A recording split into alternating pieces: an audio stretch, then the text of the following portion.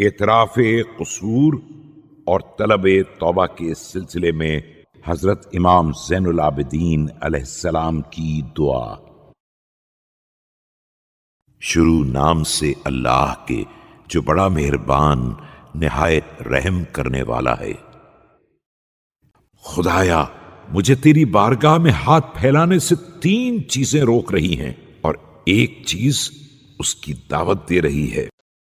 روکنے والی اشیاء میں وہ حکم ہے جس کی تعمیل میں نے تاخیر کی ہے، اور وہ نہیں ہے جس کی طرف تیزی سے دوڑ پڑا ہوں، اور وہ نعمت ہے جو تو نے عطا کی مگر میں نے شکریہ میں کوتاہی سے کام لیا۔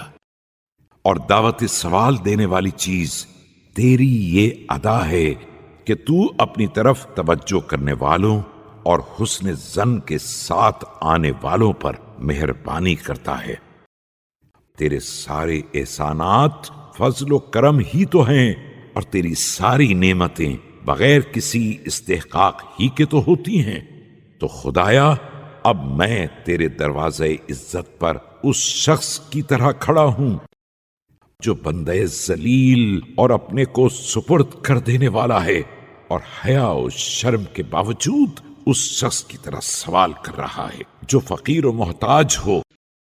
اور مجھے اس بات کا بھی اقرار ہے کہ تیرے احسانات کے وقت ترک معصیت کے علاوہ اور کوئی اطاعت نہ کر سکا، اور میں کسی حالت میں تیرے انعام و احسان سے خالی نہیں رہا ہوں۔ خدایا تو کیا یہ بدعمالیوں کا اقرار میرے کام آ سکتا ہے؟